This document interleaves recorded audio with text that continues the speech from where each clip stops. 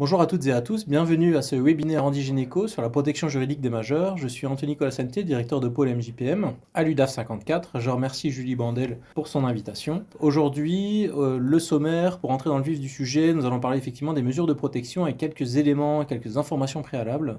Ensuite, qu'est-ce qu'une mesure de protection? Pourquoi, quand, comment? Les mesures de protection, en tout cas les plus connues, sauvegarde de justice, curatelle, tutelle. La différence entre les mesures exercées par les familles et les organismes, les obligations et les coûts des mesures, donc ça nous allons rapidement le voir.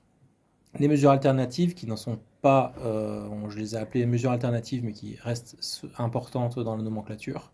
Le droit des personnes protégées et les 10 idées reçues sur le mandataire judiciaire à la protection des majeurs. Donc c'est un petit document qui a été transmis par l'UNAF que je souhaitais partager avec vous. Quelles sont quelques informations préalables? Donc entre 800 000 et 1 million de personnes bénéficiaires d'une mesure de protection actuellement en France. Les projections disent que d'ici 2040, 2 millions de personnes seront concernées par la protection juridique des majeurs. Donc vous voyez que c'est des chiffres qui sont attendus en progression.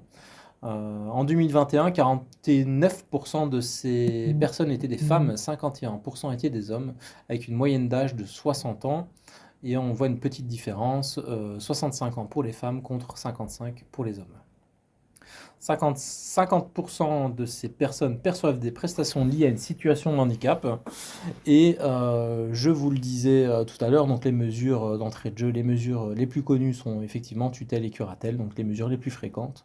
Et un dernier petit point, c'est qu'un peu plus de la moitié des mesures de protection sont confiées à des proches, parce que nous allons le voir, les mesures de protection peuvent être données à des proches ou alors à des professionnels mandataires judiciaires à la protection des majeurs, que ce soit associatif ou à titre privé. Une mesure de protection, pourquoi? Donc en fait, il faut comprendre qu'une mesure de protection, elle est instaurée pour des choses précises. Donc là, l'article 425 du Code civil, et notamment, nous en verrons d'autres par la suite, je vous la lis parce que c'est un article très important. Donc, toute personne dans l'impossibilité de pourvoir seule à ses intérêts en raison d'une altération des facultés médicalement constatée, soit de ses facultés mentales, soit de ses facultés corporelles de nature à empêcher l'expression de sa volonté, peut bénéficier d'une mesure de protection juridique prévue au présent chapitre. Donc, quand on regarde effectivement le chapitre du Code civil en lien. Cette mesure de protection, comme son nom l'indique, et c'est une des conditions sine qua non, c'est qu'il y ait une altération des facultés. Fut un temps, des mesures de protection pouvaient être données lorsque notamment une personne avait des troubles, on appelle ça des troubles alcooliques, à l'époque on les appelait comme ça, ce qui n'est plus le cas aujourd'hui. Une mesure de protection quand? Donc là, vous le voyez, j'ai noté trois principes nécessaires, obligatoires à cette mesure de protection. Il y a d'abord le principe de nécessité. Donc on va là établir si la personne effectivement a besoin d'une mesure de protection, donc en lien avec l'article 425 qu'on vient juste de voir avant. La subsidiarité. Et là, on va regarder s'il existe une alternative par rapport à la mesure de protection. Est-ce que par exemple, on ne pourrait pas regarder quelque chose dans le droit commun? Et on a bien sûr le principe de proportionnalité parce que les mesures de protection peuvent être définies d'une manière différente selon la typologie, c'est-à-dire la curatelle et la tutelle, on va appeler des mesures d'assistance et de représentation. Donc on va aller d'une mesure de curatelle qui, on pourrait définir ça comme plus léger, une mesure plus légère, et une mesure de tutelle qui est la mesure de représentation, donc la mesure la plus grave, si on peut s'exprimer ainsi. Alors, une mesure de protection, c'est pas tout de savoir pourquoi et c'est pas tout de savoir quand, il faut aussi savoir comment on l'instaure. Donc là, comme vous pouvez le voir, on demande effectivement une mesure de protection, une ouverture de mesure de protection au juge des tutelles.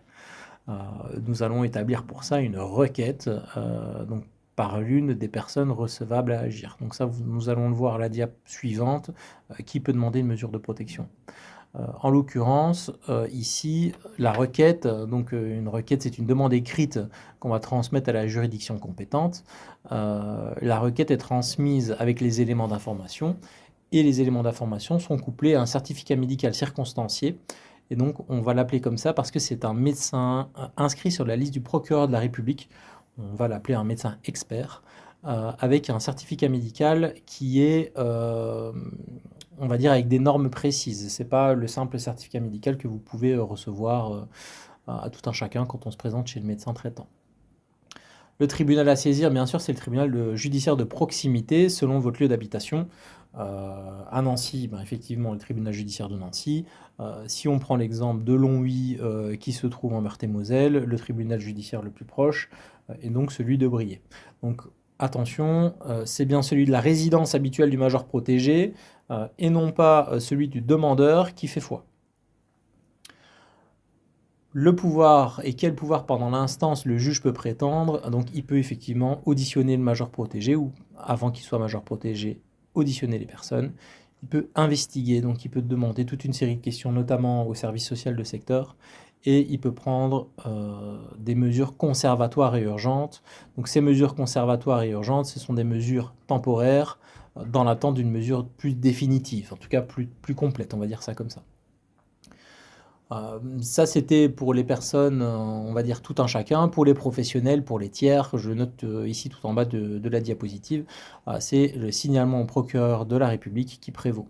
Donc effectivement, il faudra faire une évaluation de l'autonomie de la personne avec une situation économique, situation socio-économique pour être précis, de la personne à protéger. On en parlait juste avant, donc qui peut demander une mesure de protection? Donc là, vous voyez que sur la gauche, et on les définira plus tard dans les dias, l'habilitation familiale, donc le major lui-même, l'ascendant, le descendant, les frères et sœurs, le conjoint, le pax et le procureur de la République. Pour l'autre côté, on parlera des autres mesures de protection judiciaire de type sauvegarde, tutelle, curatelle. Et là, vous verrez que les articles du Code civil diffèrent, mais que l'idée est globalement et sensiblement la même. Donc le majeur protégé toujours lui-même en premier. La personne qui vit avec le majeur protégé, en couple par exemple, un parent ou un allié, donc vous voyez c'est sensiblement la même chose. Et une personne qui entretient avec le majeur protégé des liens étroits et stables, par exemple un voisin. Et une personne qui existe déjà une mesure de protection. Alors effectivement, les personnes qui exercent déjà une mesure de protection peuvent de surcroît demander une autre mesure de protection dans le cadre d'une aggravation par exemple. Et je vous le citais tout à l'heure, le procureur de la République, et le dernier et non des moindres, donc c'est-à-dire un tiers qui gravite autour du major protégé, médecin, assistante sociale, directeur d'établissement médico-social. Ça, c'est qui la demande et qui peut exercer une mesure de protection, parce que c'est aussi intéressant de se le dire. Là, aujourd'hui, je mets ma casquette UDAF en tant que directeur de pôle MJPM, donc avec des délégués du mandataire judiciaire à la protection des majeurs. Mais pas que, comme vous le verrez, comme vous le voyez plutôt, nous sommes plutôt en dernière étape de cette hiérarchie. En premier sont les protecteurs désignés à l'avance par les parents ou les personnes, donc ça veut dire un mandat de protection future, on le verra plus tard, le conjoint, le partenaire ou le concubin, qui vient en deux, la famille ou l'entourage qui est systématiquement sollicité quand elle est connue, et ensuite le mandataire judiciaire. Je vous ai mis à droite la prise en compte, ce qui renvoie à la dia d'avant, c'est-à-dire des relations habituelles avec la personne sont prises en compte, les recommandations de l'entourage, donc ça veut dire qu'on va vous écouter si vous êtes père, mère, enfant de quelqu'un qui veut être placé sous mesure de protection, on va vous solliciter lors d'une audience auprès du tribunal afin de pouvoir donner votre ressenti, ou en tout cas peut-être expliciter la situation de la personne qui est le futur major protégé, je vais dire comme ça. Et bien sûr, et non des moindres, je l'ai mis en dernier, mais j'aurais dû le mettre en premier, le sentiment exprimé par la personne. Qui de mieux que la personne elle-même peut s'exprimer quand elle est en capacité, en tout cas, de pouvoir décider de qui peut exercer sa mesure de protection. Je vous ai mis qu'il est possible également de coporter une mesure de protection. On peut être co-curateur, co-tuteur. C'est-à-dire que la mesure de protection en elle-même peut être divisée. On va souvent parler d'une mesure au bien et à la personne. La personne, par exemple, peut être gérée par une personne, famille, conjoint, et les biens par un mandataire judiciaire professionnel. Et quand je dis professionnel, je parle bien d'une association ou d'un mandataire privé ou d'un, je vais l'appeler un mandataire familial, mais plutôt un tuteur ou un curateur familial. On voit à présent les mesures de protection. Donc tutelle, sauvegarde, curatelle, et dans les mesures de protection, on fera un petit focus léger sur les frais de gestion, les obligations et l'habilitation familiale, pour un peu vous expliquer la différence. La sauvegarde de justice tout d'abord, et je rappelle les articles du CC, donc du Code civil, au cas où vous en auriez besoin, c'est toujours intéressant d'aller les voir. Donc la sauvegarde de justice, c'est une mesure temporaire. On dit une mesure temporaire parce que c'est une mesure qui a lieu pendant la durée de l'instance. Donc c'est une année de mesure de protection qui peut être renouvelée avec le juge des tutelles une fois. C'est une mesure, la plupart du temps, qui est prise en urgence. C'est-à-dire que les personnes ne vont pas être auditionnées par le juge, donc ne vont pas être reçues par le juge. On va simplement dire que les personnes qui seront placées sous mesure de protection vont recevoir un courrier avec accusé de réception à la maison. Si elles l'ouvrent, elles sont au courant qu'il y a une mesure de protection. Si elles ne l'ouvrent pas, c'est le mandataire qui ira présenter la mesure de protection. Ça peut être choquant par ailleurs. Il est vrai que dans des mesures urgentes, on peut voir donc des sauvegardes typiquement médicales, par exemple, ou alors avec des domaines particuliers. Je reprends mes notes. Le plus souvent, dans la sauvegarde de justice, il y aura 6 choses que le mandataire peut faire, en tout cas le professionnel: percevoir les ressources, les applications d'entretien et au traitement des dettes, recevoir les courriers, sauf correspondance personnelle, bien sûr, assister dans les démarches administratives et effectuer tout acte rendu urgent par la gestion du patrimoine et la protection de la personne, typiquement la mise en place de services d'aide à domicile. Quand je parle des effets, quand je note aucune incapacité juridique sauf pour les actes confiés au mandataire spécial, ce sont les 6 actes que je viens de vous citer juste avant, qui sont la plupart du temps notés dans les jugements. J'aurais bien voulu vous montrer un jugement, ça aurait été sympa que je vous le montre, je n'ai pas pensé de vous montrer la nature du jugement en lui-même. Voilà, donc je vous anonymiserai un jugement d'un tribunal. Super, on l'intégrera en rediffusion du coup, me dit-on, sur YouTube. Pour la petite publicité. Donc le jugement, je vous l'anonymiserai pour vous montrer un peu comment sont articulés les articles et donc ce que je viens de vous citer juste avant. C'était pour la sauvegarde de justice. On enchaîne donc sur la curatelle. La curatelle, l'article 467 à 472 du Code civil. Les objectifs de la mesure de protection de curatelle, en tout cas, donc c'est un contrôle dans les actes plus importants de la vie civile. On va dire que c'est une mesure d'assistance. Une mesure d'assistance parce qu'on va solliciter systématiquement le majeur protégé, on va en tout cas intégrer le majeur protégé à toute décision. Et d'ailleurs, c'est souvent lui qui sera porteur des décisions, et nous, on sera un peu, si je peux le dire comme ça, co-signataire de ces décisions. Exemple, vous souhaitez changer de complémentaire santé en tant que majeur protégé, vous pouvez faire la démarche tout seul, et par assistance du curateur, en apposant sa signature juste à côté, on pourrait effectivement changer de mesure de protection, de complémentaire santé.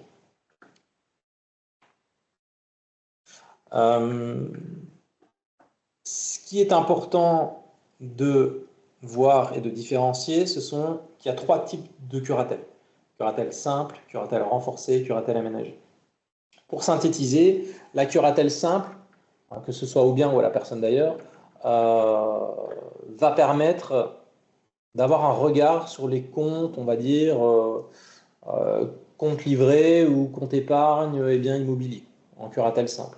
En curatelle simple, le majeur protégé, il perçoit toujours ses ressources, contrairement à ce que vous avez vu tout à l'heure pendant la sauvegarde. Donc on va dire qu'on va être assistant, je vais dire ça comme ça. Donc on assiste le majeur protégé dans cette mesure de protection.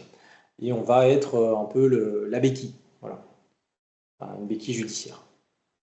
La curatelle renforcée, à la différence de la curatelle simple, c'est qu'à ce moment-là, on va percevoir les ressources du majeur.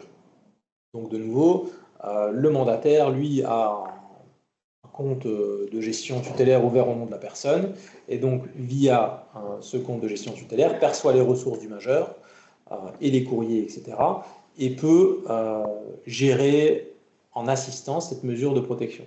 C'est-à-dire qu'on va gérer le budget, on va essayer d'aider et de faire des actes effectivement d'assistance. Je prends l'exemple de souscrire un bail d'habitation. On va faire une assurance habitation, pour être toujours dans la même chose, mais c'est aussi par exemple régler des factures. C'est remplir une déclaration fiscale, c'est un petit peu à la mode en ce moment. Compléter un formulaire administratif quelconque. Voilà. C'est tout ce qu'on va faire en curatelle renforcée.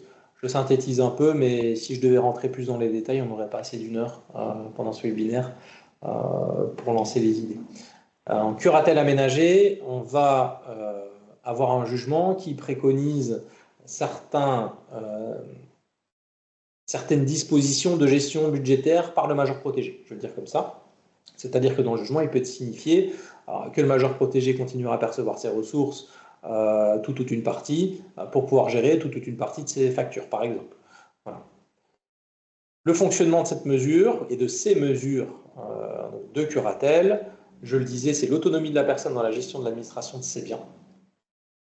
Et là, on pourra en dessous parler d'actes de disposition et d'actes d'administration. Je reprends ce que je voulais vous dire. Quand je parle d'actes de disposition d'administration, quand je dis de disposition, donc ce sont des actes qui relèvent d'une gestion courante, tant au niveau du droit et des obligations de la personne.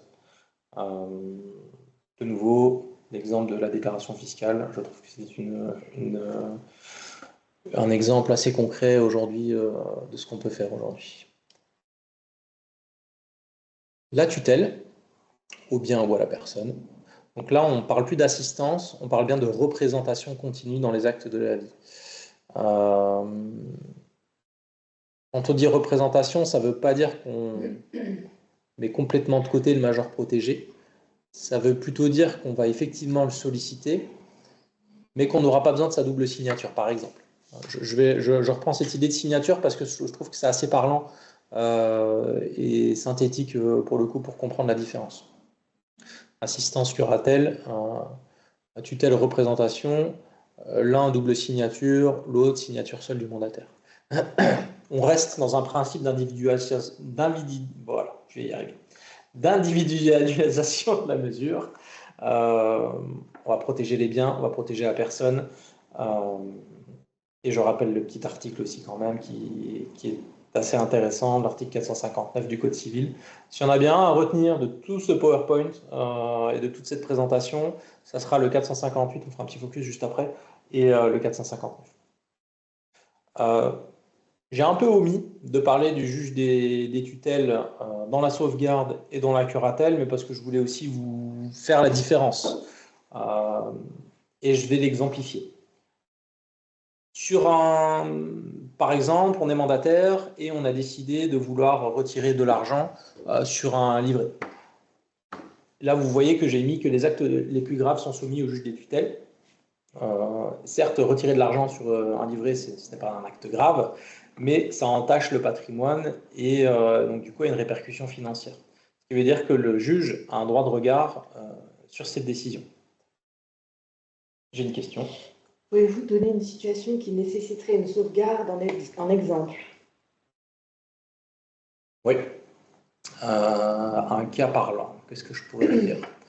Je pourrais vous dire qu'il y a un service d'aide à domicile qui s'est déplacé, par exemple, chez une personne âgée, on va prendre cet exemple, tiens, sans famille, sans personne, si ce n'est le passage d'aide à domicile. L'aide à domicile fait un signalement au procureur de la République parce que cette personne ne sort plus, a donné sa carte au voisin mais ne sait pas la récupérer. Les courses doivent être faites à sa place. Ça, c'est typiquement les signaux d'alerte.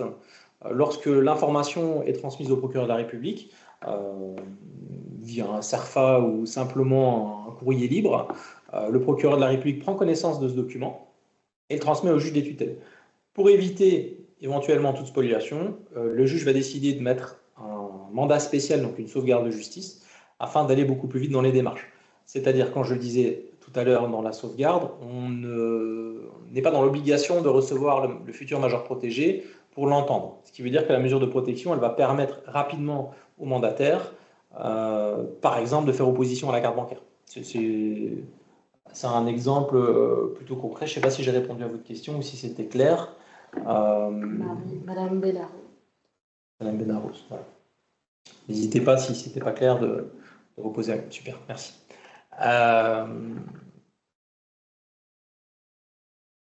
Merci. Je lis votre réponse en même temps et j'ai l'écho à côté.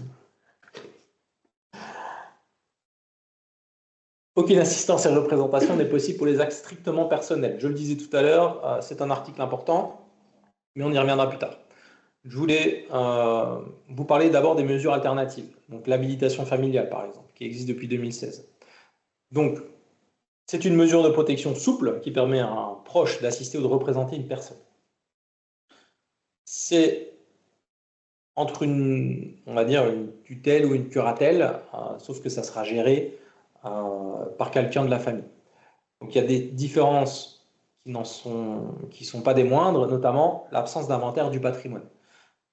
C'est quelque chose qui est une obligation légale de soumettre un inventaire du patrimoine dans les 3 à 6 mois selon la nature des biens au juge des tutelles. En habilitation familiale, il n'y aura pas cette obligation.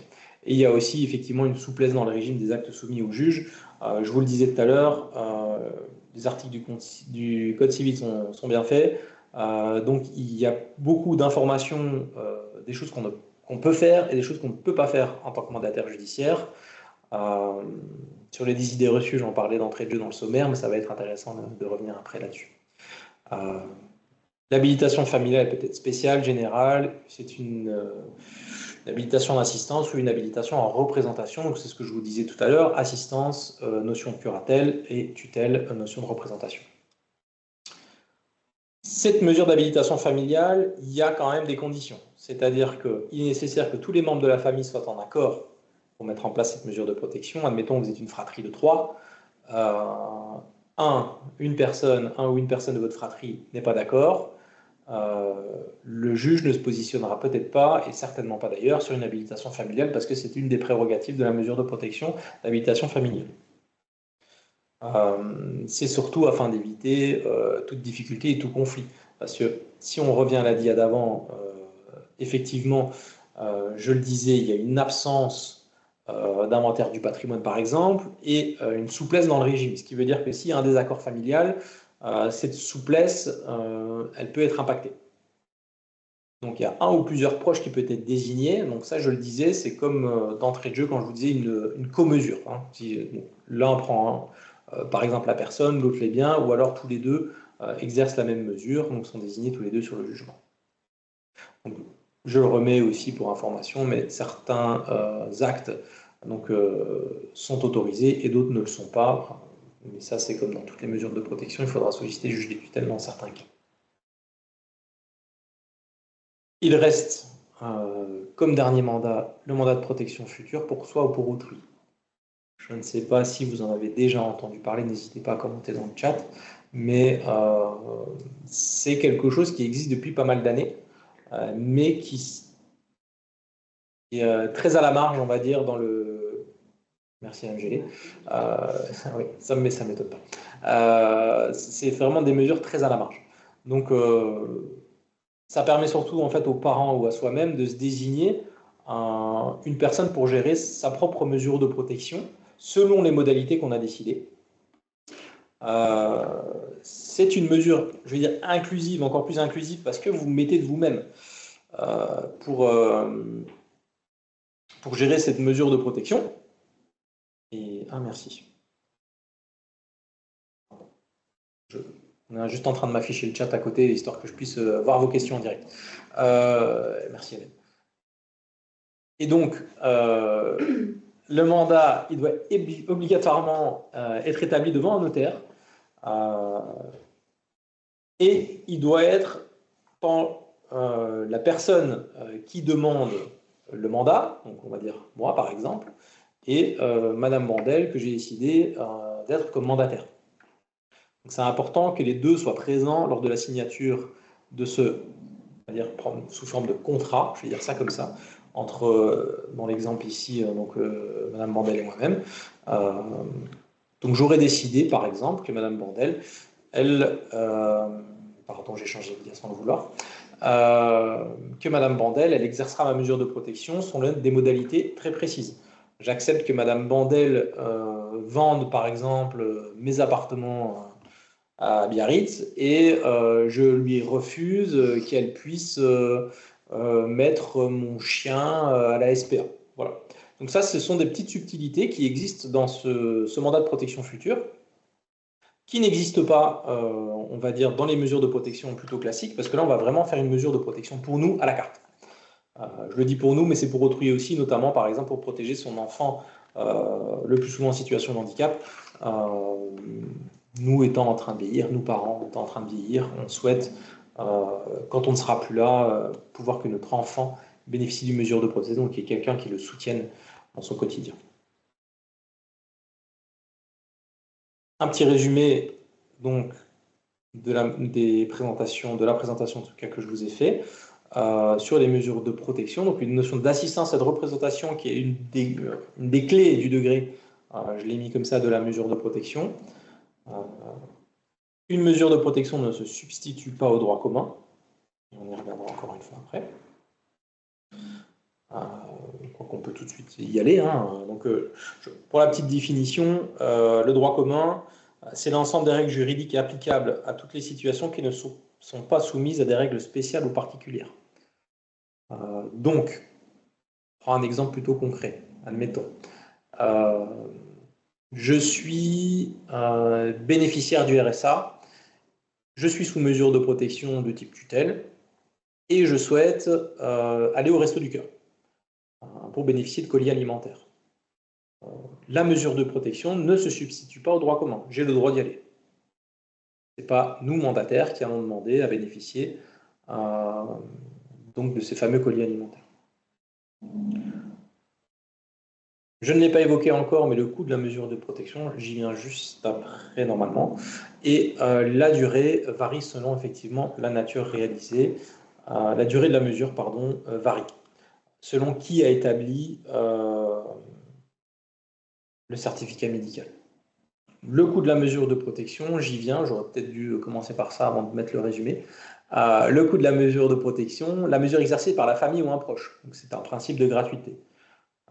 Quand c'est exercé par un professionnel, il y a une participation financière de la personne protégée en fonction de ses revenus et de son patrimoine.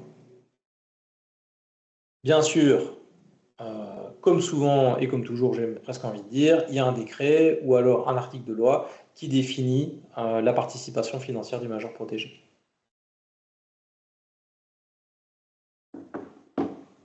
Petite partie, qui n'en est pas vraiment une petite, mais sur les obligations du curateur et du tuteur. C'est en quelques mots, je n'ai pas voulu rentrer trop dans les détails, sinon comme je vous le disais, ça durerait bien plus longtemps. Les obligations du curateur et du tuteur. Elles sont identiques globalement pour toutes les mesures. Que ce soit pour les personnes désignées ou pour les mandataires professionnels, on se doit de notifier l'ensemble des organismes dont dépend la personne majeure protégée. C'est-à-dire la CAF, la CARSAT, le DF, la complémentaire santé, la CPL, tout ce qui passe, on va dire, au quotidien sur les comptes pour lesquels on aura une traçabilité. Ou alors, en tout cas, je vais le dire peut-être plus synthétiquement, tout ce que vous faites pour vous, on le fait pour les autres. Donc, gérer les comptes, envoyer des courriers, payer les factures, etc., etc. En tutelle et en curatelle, un compte-rendu de gestion annuel est transmis, donc là je parle bien donc pour toutes les mesures de protection.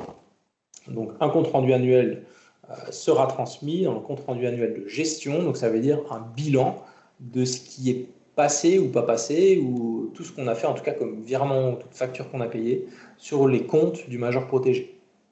Donc il y a un nouvel article, un nouveau décret qui est paru, que vous pourrez retrouver à l'article 412 du Code civil.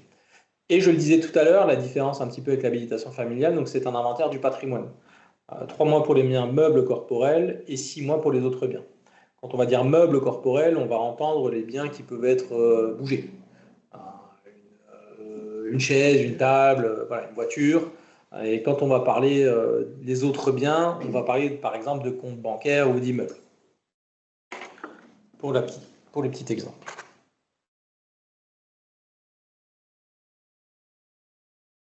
Les durées de mesure de protection, et je l'ai présenté rapidement pour la sauvegarde de justice, mais je vous l'ai remis en tableau synthétique. C'est toujours intéressant, notamment parce qu'en 2019, il y a une réforme de la loi qui a, si je peux dire, rétréci la durée des mesures de protection. Donc en sauvegarde de justice, 1 an, renouvelable 1 an, et après, il y a soit de caducité, soit il faut établir une nouvelle mesure de protection ou simplement d'une nouvelle sauvegarde de justice. En curatelle, sur le départ, on parlera de certificat médical circonstancié, je vous le disais dans la première dia. Donc c'est un médecin inscrit sur la liste du procureur de la République, un médecin expert, si on peut dire ça comme ça. Donc cette mesure, elle est prononcée pour 5 ans. Pour le renouvellement, 5 ans si c'est un médecin expert de nouveau, 2 ans si c'est un médecin traitant. Pour une tutelle, 5 ans de nouveau. En cas d'exception, 10 ans, on parlera effectivement, et je l'ai mis un petit peu en bas avec un astérisque, mais si l'altération des facultés personnelles n'est pas susceptible d'amélioration selon les données acquises par la science. Je vais prendre par exemple une personne tétraplégique, c'est l'exemple qui me vient toujours. Donc 5 ans, exception 10 ans, donc ça peut être effectivement l'exemple que je viens de donner. Et la durée du renouvellement, c'est pareil.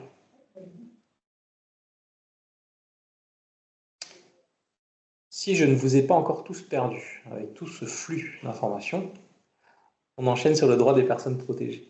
Et donc juste après, je vous ai remis notamment des éléments plus sur le médical. Vous savez quoi? Je vais le retourner, on va passer la dia et je vais tout de suite aller en dessous. Les actes personnels. Et ça, c'est très important parce que, de nouveau, dans le CLAP, vous en avez parlé, je ne sais plus quel mot a été utilisé, mais ça m'a directement fait penser à cette dia. La personne protégée prend seule les décisions relatives à sa personne dans la mesure où son état de santé le permet.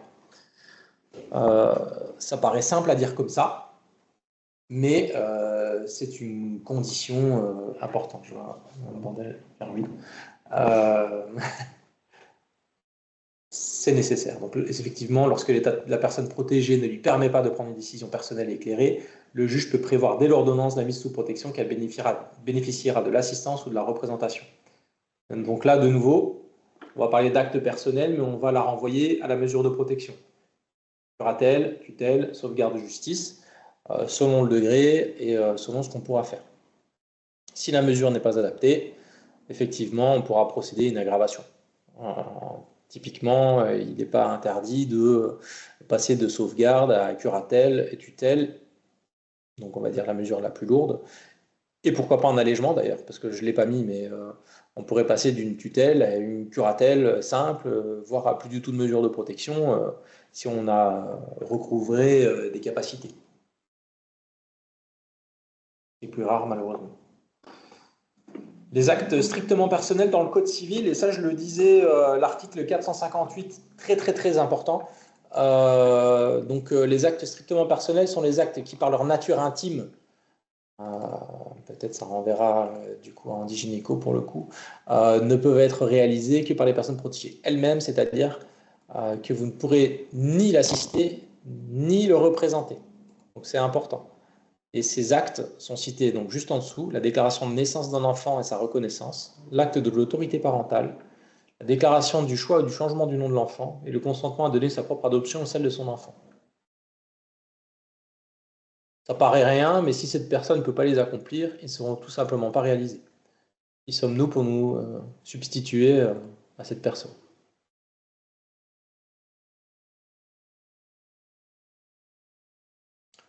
On prend un exemple, et là ça va peut-être secouer, donc la personne, sur la base, prend seule les décisions concernant sa santé, dans la mesure où son état de santé le permet.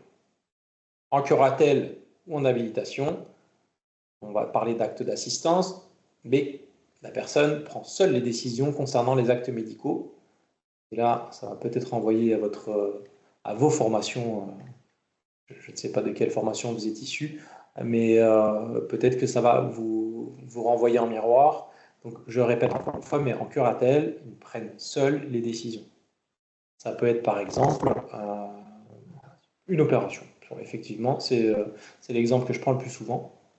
Une opération, par exemple, je vais me faire opérer du genou, je prends seul la décision. Le curateur n'a rien à dire. Attention, et là on va inclure une notion importante, c'est le consentement libre et éclairé.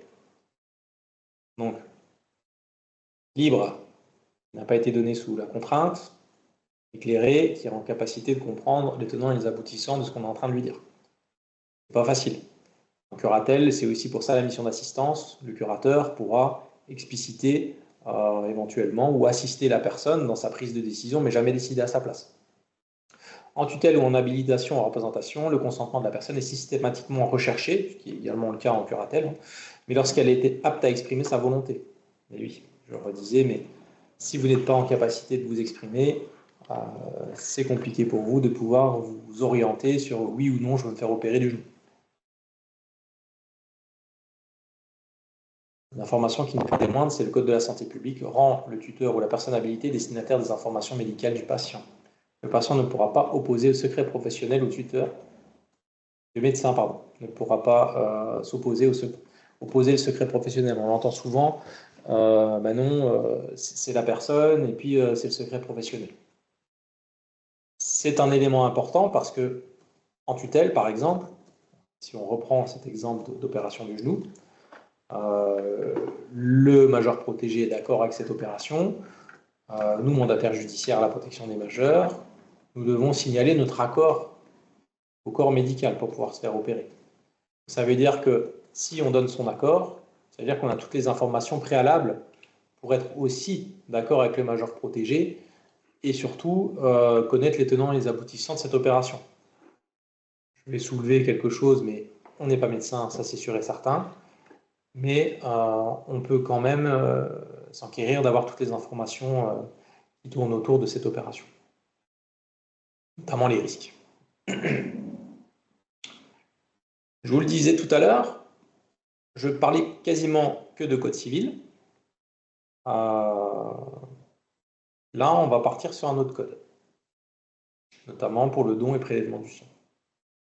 Le principe pour le don et prélèvement du sang, et j'ai pris quelques exemples après pour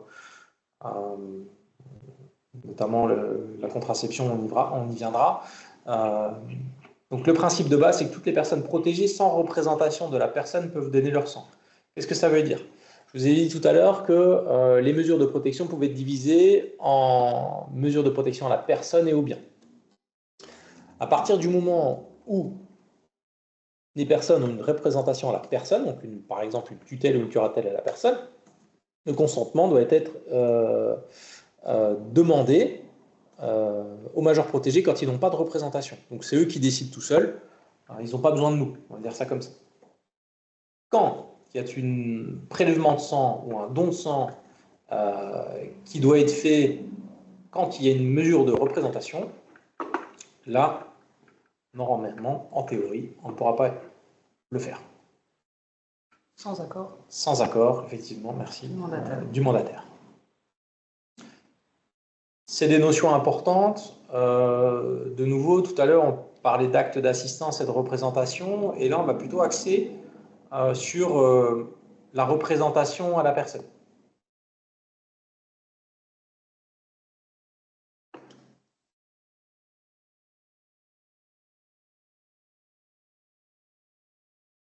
Je le disais, la contraception, l'IMG ou l'IVG. Donc, ce sont des décisions personnelles relevant des libertés individuelles de la personne protégée. Je vous ai présenté l'article 458 juste avant. En aucun cas, le représentant légal est amené à donner son autorisation auprès du corps médical. Je viens sur la question. Donc, prise de sang, il faut l'accord de la tutelle, mais en cas d'urgence. En cas d'urgence, en théorie, le corps médical fait ce qu'il a à faire pour faire cesser le danger. On prend un exemple, vous êtes effectivement sur la table d'opération et je ne sais pas moi, il n'y a plus de sang disponible pour vous donner, il n'y a plus d'eau négative. Et on a oublié de faire une prise de sang pour savoir quel type vous étiez. Ben là, effectivement, le médecin il peut prendre la décision de faire cette prise de sang tout seul. Il n'a pas besoin de l'accord du mandataire. D'ailleurs, j'enchaîne sur votre question et je vous donne un cas concret. Alors, peut-être pas sur la prise de sang, mais sur l'opération. J'aurais peut-être pu vous le dire tout à l'heure, mais un cas que j'ai vécu quand j'étais délégué du mandataire, c'est la personne chute, donc une personne âgée chute et donc se casse le col du fémur un samedi soir, plutôt un samedi matin. Le service mandataire, il travaille du lundi au vendredi, en horaire de bureau, je vais dire ça comme ça. Ce qui veut dire que le samedi, il n'y a personne qui est joignable. Ça veut dire que le dimanche, il n'y a personne qui est joignable. Si je suis médecin et que je respecte ce que j'ai dit avant, en cas d'urgence, s'il y en était une, le médecin aurait pu prendre la décision d'opérer cette personne. D'autant plus que cette personne pouvait donner son accord. On a attendu jusqu'au lundi pour nous contacter et nous dire cette personne est en souffrance, merci de nous autoriser l'opération. Et il y a une notion que je ne vous ai pas dite et j'ai fait exprès, je vous ai gardé meilleur pour la fin. Cette personne était bénéficiait en tout cas d'une curatelle renforcée. Et je l'ai dit tout à l'heure, en curatelle renforcée, la mesure de protection, en tout cas l'assistance, on peut l'assister si vraiment il est en difficulté. Là, ce n'était pas le cas, il avait choisi de se faire opérer, sauf que le médecin n'a pas voulu prendre l'autorisation du majeur protégé pour acquis, donc à outrepasser son droit d'ailleurs et à bafouer, pour le coup, le droit du majeur protégé. Donc il n'a pas voulu l'opérer tant qu'on ne lui avait pas exposé le pourquoi du comment, on n'avait pas à donner notre accord. Je ne sais pas si j'ai répondu à votre question, parce que j'ai fait une petite digression. Non, mais je vais y répondre. Pour la prise de sang, c'est effectivement que sous tutelle. Et si, donc, M. Colasanté vous l'a expliqué, il y a deux types de mesures. Enfin, il y a deux côtés de la mesure. Il y a la mesure au bien, donc là qui va concerner tout ce qui est patrimoine, compte courant, etc. Et la mesure à la personne, où là, il est vraiment on parle de ce que vit la personne et de sa santé. La demande du tuteur sera que s'il y a cette mesure à la personne et que c'est bien une tutelle. Donc la mesure de représentation. Si c'est une assistance, il n'y a pas lieu de demander l'accord du tuteur. Donc en fait, vous devez vous assurer de savoir si c'est une tutelle et une tutelle à la personne pour effectivement demander l'accord du tuteur pour la prise de sang. Et le cas d'urgence, c'est en fin de compte, en tant que professionnel de santé, vous avez signé une charte, enfin du moins je ne sais pas comment on appelle ça dans la santé, mais voilà, le code, un code d'honneur ou quelque chose comme ça, qui dit qu'en cas d'urgence, en cas de péril imminent pour la personne, ben, entre guillemets, vous, en tant que professionnel de santé, vous devez sauver la personne. Donc là, vous n'avez plus besoin de l'accord du tuteur, que ce soit pour une prise de sang, que ce soit pour une opération ou autre. Voilà. Est-ce que c'est plus clair? Je pense. En cabinet de ville, peut-on savoir si la personne n'indique pas? Vous ne pouvez pas. Vous ne pouvez pas, voilà. Vous ne pouvez pas. Vous ne pouvez pas et quoi qu'il arrive, on ne pourra pas vous opposer à l'ignorance de la mesure de protection. C'est clair et net. Les seuls endroits où la mesure de protection est signalée, il y a une mention RC sur l'acte de naissance. Je ne pense pas que vous le demandiez systématiquement lors d'une consultation. Et je ne vous le souhaite pas parce que ça va être long. Après, par expérience, rares sont les personnes, quand on leur pose la question, qui n'indiquent pas qu'ils sont sous mesure de protection. Tout à fait. Tout à fait. Dans l'attente de la prochaine question, je reviens du coup effectivement sur la contraception parce que je trouve que c'est quelque chose d'important. Donc en aucun cas, le représentant légal n'est amené à donner son autorisation auprès du corps médical. Le major protégé veut prendre la pilule, par exemple. Bien sûr, pas de problème, il fait ce qu'il veut. Notre mission, ça va être juste de s'assurer de l'intérêt de la personne protégée et surtout que ses droits et ses volontés sont respectés. C'est très important, que ce soit en curatelle ou en tutelle d'ailleurs. Donc on ne peut signer aucun acte de représentation qui irait à l'encontre de ce que je viens de dire. La stérilisation à visée contraceptive, donc des articles du Code de la santé publique. Oui, pardon, c'est vrai que tout à l'heure, je ne l'ai pas dit, mais CSP, Code de la santé publique. Donc la stérilisation à visée contraceptive. Intervention va être autorisée par le juge des contentieux de la protection, saisie par la personne concernée. Alors, ce cas spécifique, j'ai voulu le noter, même s'il est un peu difficile à aborder, parce que ça va demander toute une série de choses que j'ai listées dans le cadre de la prise de décision par le juge des tutelles. Donc effectivement, le juge se prononce après avoir entendu la personne concernée. On recueille le consentement, j'en parle quand même depuis tout à l'heure, mais c'est important. Il est systématique le recueil du consentement. Et donc, on s'assure bien sûr qu'il y ait une information claire qui a été donnée au major protégé et qui était claire, mais qui a été bien comprise. C'est là aussi où effectivement le mandataire peut intervenir en expliquant d'une manière différenciée. On ne peut pas passer outre le refus ou la révocation du consentement. Et bien sûr, le juge, lui, il a toute prérogative pour pouvoir entendre d'autres personnes que le major protégé, donc notamment le corps médical, pour voir si cette stérilisation à visée contraceptive a un intérêt ou non. Dans le cadre où, bien sûr, le major protégé serait d'accord. L'assistance médicale à la procréation, j'ai voulu aussi le citer parce que je trouve ça très important. Ce n'est pas des cas qu'on rencontre régulièrement. Et raison de plus, du coup, pour le dire, parce que les exceptions, souvent, nous coincent. Nous aussi, en tant que mandataires professionnels, on est obligé de se replonger dans les textes. C'est notamment pour ça que je vous les ai remis là, histoire de pouvoir aller les lire si jamais, à un moment donné, vous en ressentez le besoin, en train de se dire « Ah oui, c'est vrai, on en a parlé là-bas ». Donc, l'assistance médicale, de nouveau, il n'y a pas de restriction liée à la mesure de protection. Je reviens, mais consentement, toujours la même chose. Le major au centre de sa mesure de protection. Et le major avant tout. On pourra parler notamment de la loi 2002. Voilà, c'est important. Et le représentant légal, de nouveau, n'intervient pas dans cette procédure. Bien sûr, on respecte le major protégé et on peut être l'assistant, répondre à ces questions. Je ne sais pas si vous avez des questions sur, du coup, qui vous viennent à l'esprit avant de passer sur ce petit document de l'UNAF.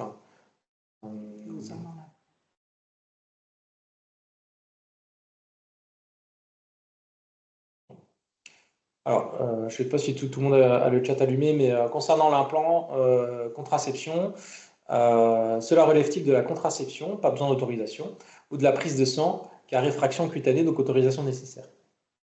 C'est vrai. Alors là, vous mettez le doigt dans quelque chose, dans une difficulté.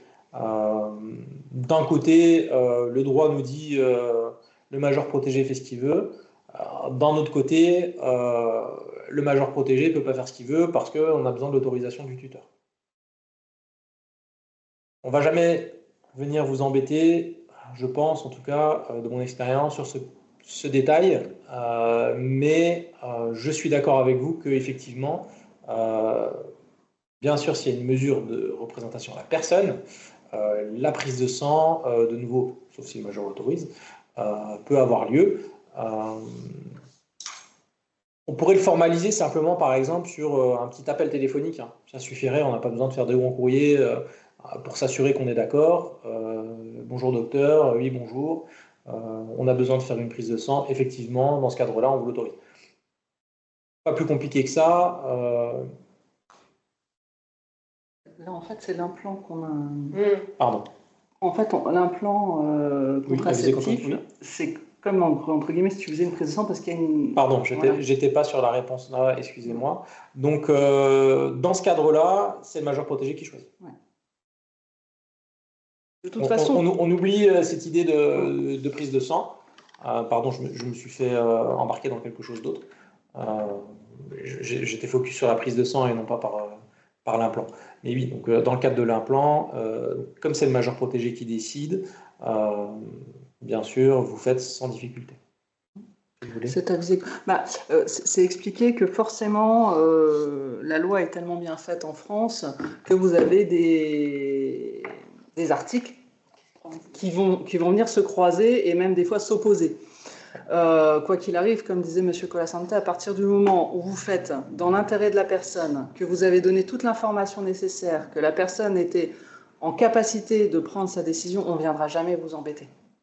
Enfin, on ne viendra jamais vous embêter d'avoir mis un implant contraceptif si c'est la personne, même sous tutelle, même sous mesure à la personne, qui vous l'a demandé et qui était bien au clair sur ce que ça représentait et qui a eu l'information des autres mesures de contraception.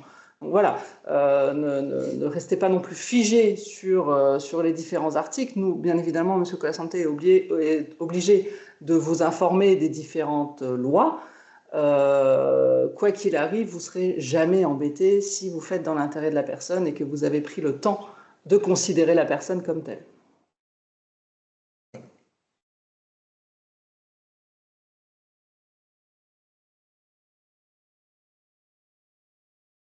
Ça, il n'y a pas besoin. Non, je lis pour les autres, mais en ce qui concerne les examens de dépistage, IRM et écho, il n'y a pas besoin de recueillir le consentement du mandataire. Alors parfois, certains hôpitaux ont des process en interne et qui s'ajoutent à la loi parce que bon, ils ont leurs propres prérogatives, donc vont nous faire remplir des documents spécifiques à l'hôpital.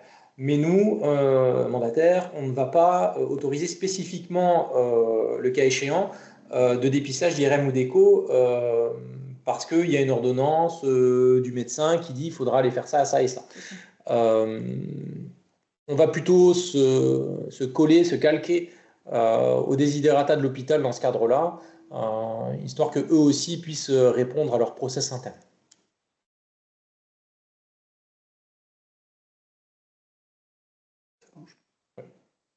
Je continue du coup. N'hésitez pas à continuer à poser des questions si jamais, je reviendrai dessus. Rapidement, parce que je vois l'heure tourner, et je crois que j'en ai encore un maximum pour 10 petites minutes, et après je vous libérerai. Donc les 10 idées reçues sur les mandataires judiciaires à protection des majeurs. C'est un document qui est édité par l'UNAF, je vous le disais tout à l'heure. C'est intéressant, on va les balayer rapidement. Il y a 10 petits slides, en tout cas 10 petites questions ou affirmations avec les réponses derrière. Donc vous prenez la place des familles. C'est quelque chose qu'on entend régulièrement. Je vous le disais tout à l'heure, la priorité, et on pourrait revenir sur la dia, mais je vais me perdre dans ma slide, c'est effectivement d'abord la personne qui choisit. D'accord ? Donc quelqu'un de la famille d'abord. Si la famille, je vais dire, est défaillante, effectivement, on ira sur un mandataire professionnel. Vous pouvez tout faire sans contrôle. On l'a vu tout à l'heure, bien sûr que non, et on en parle depuis tout à l'heure. Le code civil, le code de la santé publique, le code de l'action sociale et des familles aussi. Pardon, j'ai passé la dia. Donc intervient là-dedans, et bien sûr on ne peut pas tout faire, on est bien sûr encadré par la loi. La personne protégée ne peut plus rien faire elle-même. Je crois qu'on y a répondu en long, en large, en travers. Le consentement, il est nécessaire. La personne au centre de sa mesure, la personne au centre des décisions. On l'inclut systématiquement, et bien sûr on explique toujours d'une manière simple, pour que le majeur protégé puisse comprendre ce qu'on est en train de lui dire. Vous vous souciez que de l'argent et jamais du reste. Contrairement à ce que me dit ma voisine de droite, ce n'est pas vrai, bien sûr que c'est faux. Les aspirations de la personne sont au cœur. Notamment, on va s'aider dans document individuel de protection des majeurs, loi 2002, cet outil de cette loi 2002, notamment donc document individuel de protection des majeurs, où on va relister ce qu'on peut faire pendant cette mesure de protection, donc ce que le majeur souhaite faire pendant sa mesure de protection. C'est quelque chose qui me vient à l'esprit là, comme ça. Tout est compliqué et trop long avec vous. Alors, on pourrait mettre vrai et faux, parce que malheureusement, on ne peut pas toujours répondre à l'instant T à la demande. C'est-à-dire qu'aujourd'hui, un mandataire, que ce soit privé ou associatif, il gère en moyenne entre 45 et 55 personnes au bas mot. Donc, quand il les gère, quand il gère les dossiers, il gère le budget, il gère la personne, il va en visite à domicile. Et à côté de ça, quand il est disponible effectivement pour répondre au téléphone, on peut aussi lui apposer la loi, parce que je vous le disais tout à l'heure, mais certaines décisions doivent être soumises au juge des tutelles, donc on ne pourra pas typiquement prendre la décision nous-mêmes. On va devoir faire une requête au juge pour demander l'autorisation, par exemple, de vendre sa maison. Très bon exemple. De vendre une maison. Et là, effectivement, la requête, elle peut prendre plus ou moins de temps selon la charge du tribunal aussi et des juges. C'est à vous de régler tous les problèmes. Non. On le disait tout à l'heure, on ne peut pas tout faire, mais oui, parce qu'il y a aussi le droit commun. Et on n'a pas de baguette magique. Ça, c'est ma phrase préférée en mesure de protection. On n'a pas de baguette magique. On ne fait pas ce qu'on veut. Bien sûr, on s'appuie sur tous les collaborateurs qu'on a autour de nous, mais aussi tous les partenaires qu'on a autour de nous. Les partenaires que vous êtes aujourd'hui, d'ailleurs, en visio. Donc, effectivement, sans partenaire, dans une mesure de protection, on ne fait rien. Avec vous, on n'a plus le droit de voter. Alors ça, c'était vrai, fut un temps. Ça ne l'est plus, bien sûr, aujourd'hui. Si le major protégé veut s'inscrire sur une liste électorale et aller voter, il peut très bien le faire. Vous voulez les personnes protégées. Ça, c'est... En 10 petites slides, c'est des choses qu'on entend régulièrement. C'est pas... Alors oui, effectivement, il y a toujours des personnes malhonnêtes dans les professions, mais c'est comme dans toutes les professions. Hein. On peut entendre des faux médecins sur Doctolib qui prescrivent alors qu'ils ne sont pas médecins. On peut avoir des mandataires, effectivement, qui profitent malheureusement de majors protégés. Donc, on a prêté serment. Chaque délégué du mandataire a prêté serment devant les tribunaux. Donc, effectivement, il sera d'autant plus puni par la loi par exemple, une personne familiale qui exerce une mesure de protection. À cause de vous, la personne protégée n'a plus d'argent pour vivre. Alors ça, c'est vrai que c'est quelque chose qu'on peut entendre régulièrement, mais il faut savoir qu'on fonctionne en fonction des ressources. Hein. Je le disais tout à l'heure, du major protégé. Les ressources du major protégé, elles ne sont pas extensibles et nous, on est tenus de faire fonctionner les comptes en bonne et due forme. Tu peux juste...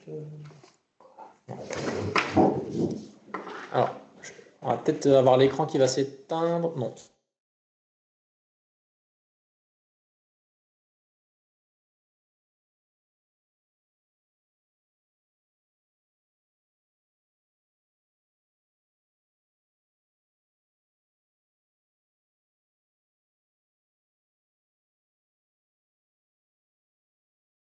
Est-ce que vous m'entendez? Je veux bien un petit signe de tête parce qu'on est passé sur un autre dispositif. Oui, je vois. Super, merci.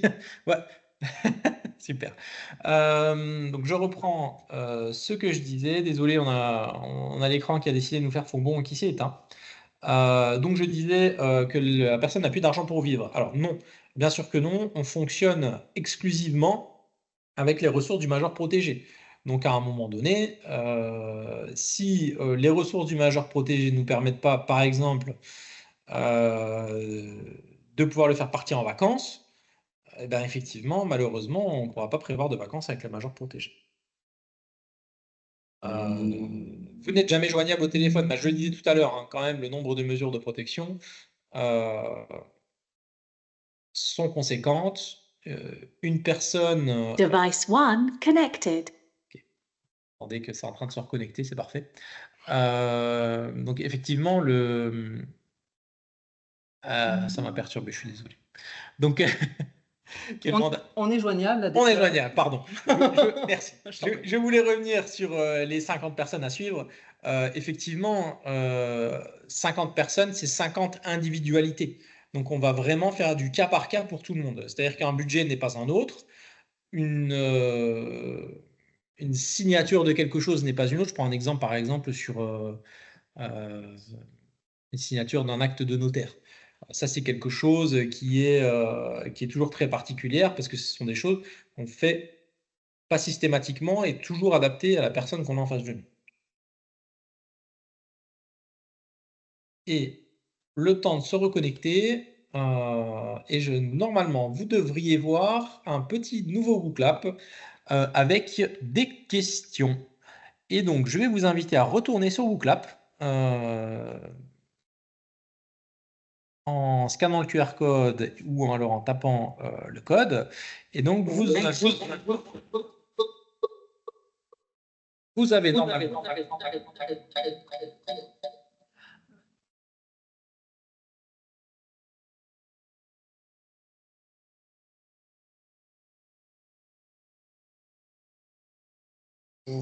Normalement, vous devriez m'entendre.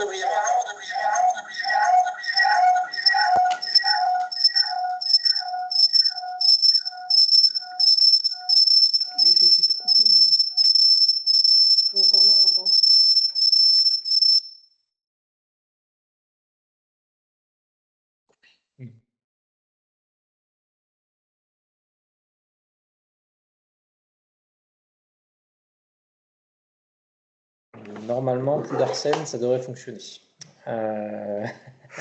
Quel enfer. Décidément, la technique aujourd'hui, elle n'est pas avec nous, mais c'est pas grave. Je crois que l'écran, il a décidé qu'à 18h, il voulait arrêter de travailler, contrairement à nous. Je vois une dame faire oui de la tête. Et oui, vous avez raison. Donc, je disais donc, le petit WooClap avec les questions. Super, merci.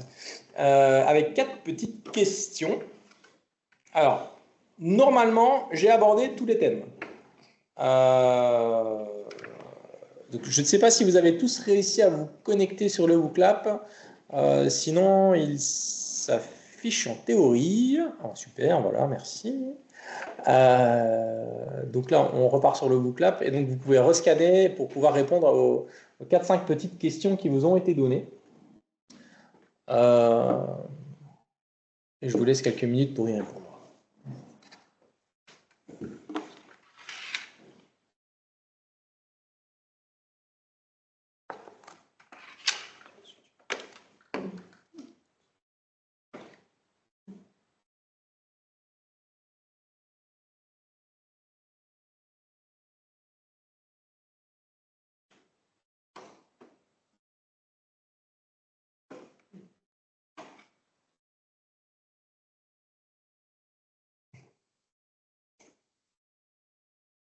De regarder vos réponses en direct.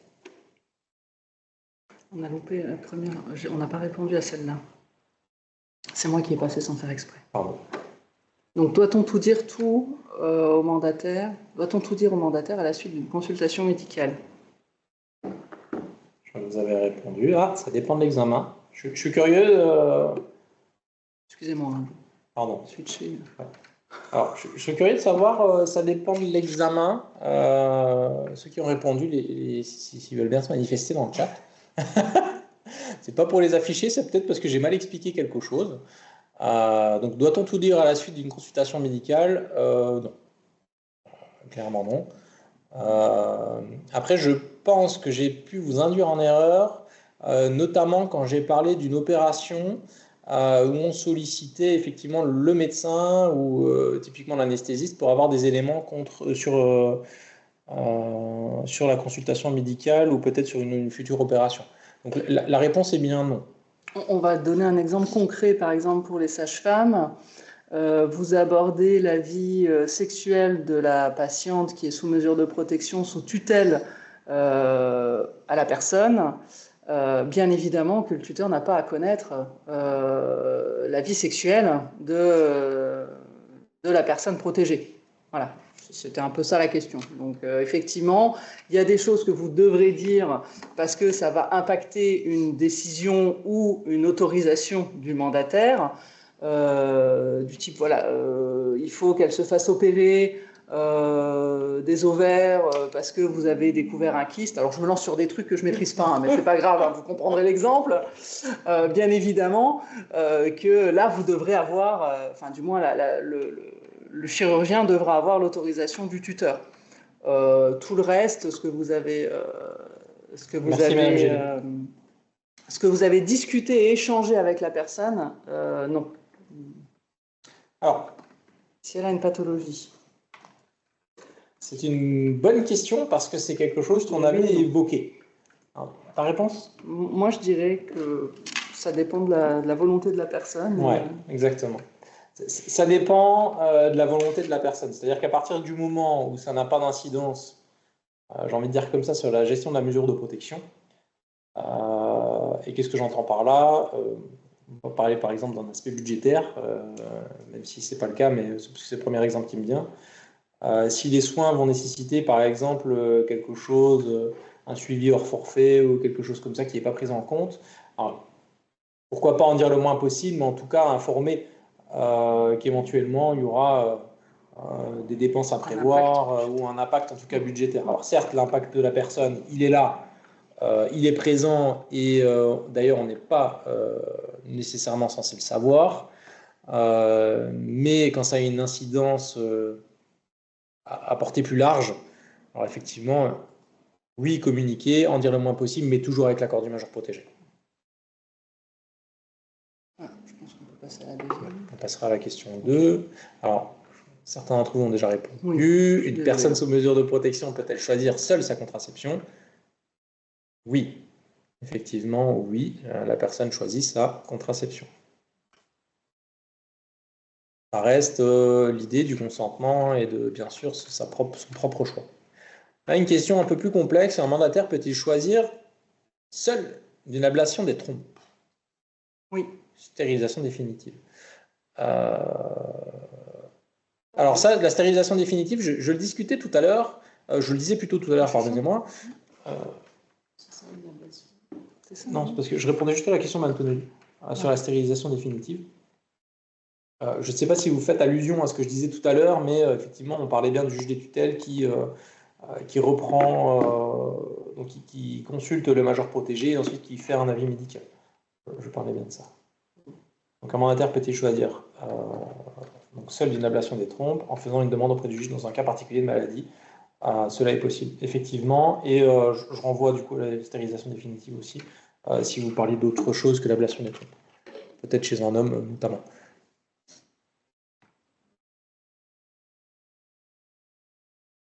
Le mandataire a-t-il son mot à dire sur les relations intimes, affectives, sexuelles et la création d'une famille? La réponse du non a été très vite, c'est la première.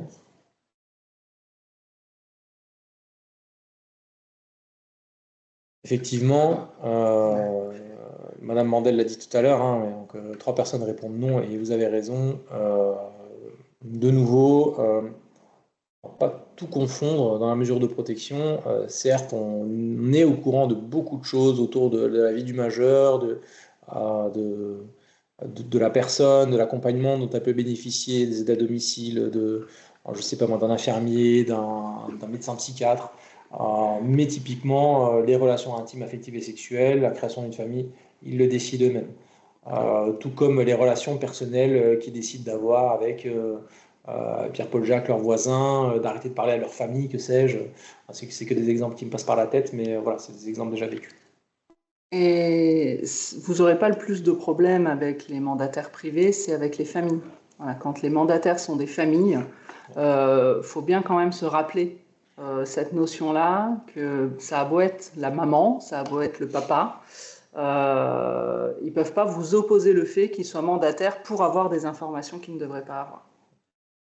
Donc cette pluralité de casquettes, elle est parfois compliquée à apporter, que ce soit pour le mandataire ou pour le majeur protégé, parce que c'est vrai qu'il est confronté à, par exemple dans le cas que Mme Bandel vient de citer, à sa maman qui gère, tout à fait, être mandataire judiciaire est un métier, je vous l'accorde.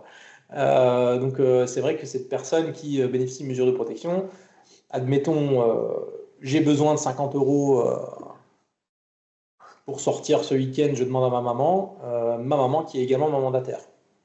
va l'accorder ou pas l'accorder, selon le budget, et non pas parce que c'est ma fille et je veux pas qu'elle sorte, attention. Par contre, de nouveau, je vais rencontrer quelqu'un pour parler de ma vie affective et sexuelle, je veux être là pendant la réunion, non, t'autorises à être là en tant que maman, mais pas mandataire. Il faut toujours faire attention à cette dualité. Et voilà pour les questions. Je vous remercie et je vais peut-être vous laisser place à des questions de nouveau, et sinon j'en aurai terminé avec la présentation, mais si vous avez des questions plus spécifiques peut-être.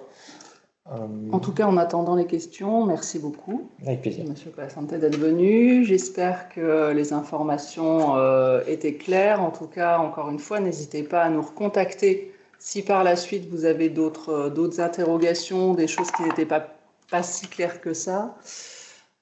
Les associations ne suivent pas l'évolution technologique de notre société et cela pose beaucoup de problèmes. Règlement avec une carte bleue, règlement avec le sans contact et autres achats en ligne qui pourraient revenir moins cher aux personnes accompagnées. C'est une bonne réflexion. Attention, je prends notamment le règlement à carte bleue. La carte bleue, faut la définir.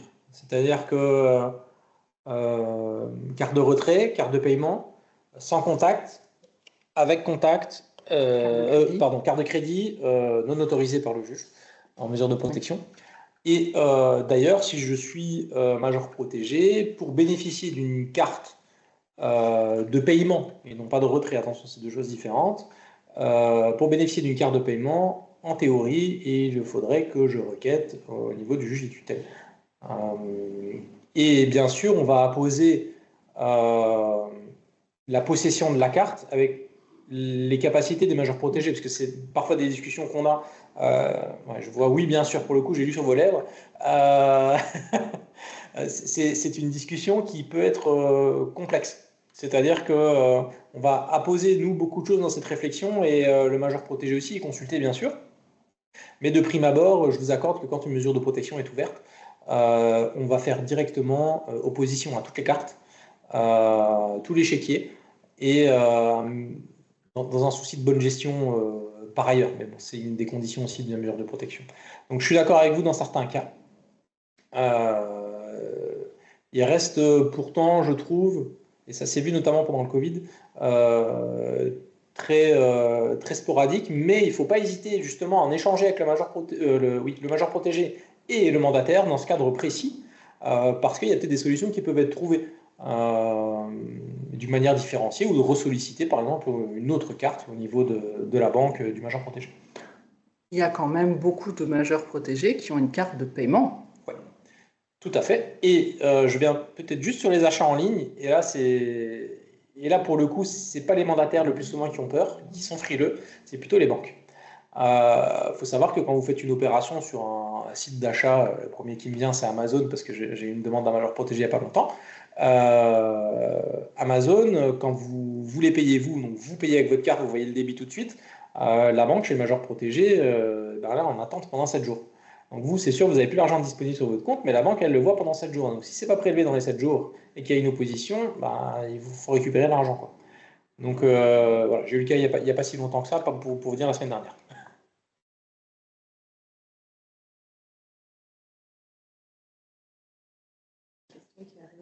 Ouais, on attend 2-3 minutes. Madame Gantès me dit qu'il y a une question qui arrive. Ah, c'est bon. Ok. Merci Catherine. Je vous en prie. Parfait. Bon, Il y a d'autres personnes qui écrivent, on va voir un... ouais. On va attendre encore 2-3 minutes. Oui, on attend la rédaction. Bon, parfait. Ok. C'est gentil. Merci. Merci beaucoup. Donc, je pense qu'on peut effectivement clôturer ce deuxième webinaire. Je vous remercie sincèrement pour votre participation.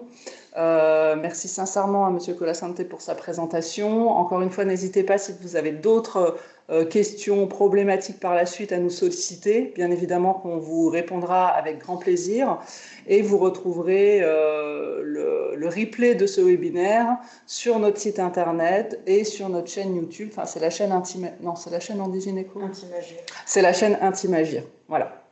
Merci beaucoup. De toute façon, oui, que les personnes peuvent s'inscrire aussi à la newsletter, peut-être. Ouais, à notre newsletter. Je vais envoyer le lien directement. Je vous laisse alors, je vous demande 2 petites secondes. Alors, il y aura d'autres webinaires sur d'autres thématiques. Le prochain webinaire, c'est sur la pharmacologie et la contraception. Donc, voilà, quand une personne a un traitement, quel type de contraception il est préférable de prescrire. Sur le 4e, je n'ai pas encore la thématique, mais encore une fois, n'hésitez pas. À quelle date? C'est en septembre, le 3e. Alors, attendez, vous avez 30 secondes encore. Alors là, je viens de vous partager du coup le lien vers le site Andigynéco. Vous pouvez tout en bas de celui-ci vous inscrire à la newsletter, comme ça vous aurez toutes les informations justement sur les webinaires, les actions qu'on mène aussi. Le webinaire sur la pharmaco, ça sera le lundi 8 septembre. Voilà. Le 4e, donc j'ai pas encore la thématique, mais encore une fois, n'hésitez pas à nous faire remonter vos besoins pour les thématiques. Bien évidemment qu'on se fera un plaisir de rechercher un professionnel qui pourra vous donner un maximum d'informations. Voilà. Je vais partager peut-être... Encore une fois, merci beaucoup. Je vous souhaite une très bonne soirée et à bientôt. Merci. Merci. Au revoir. Au revoir.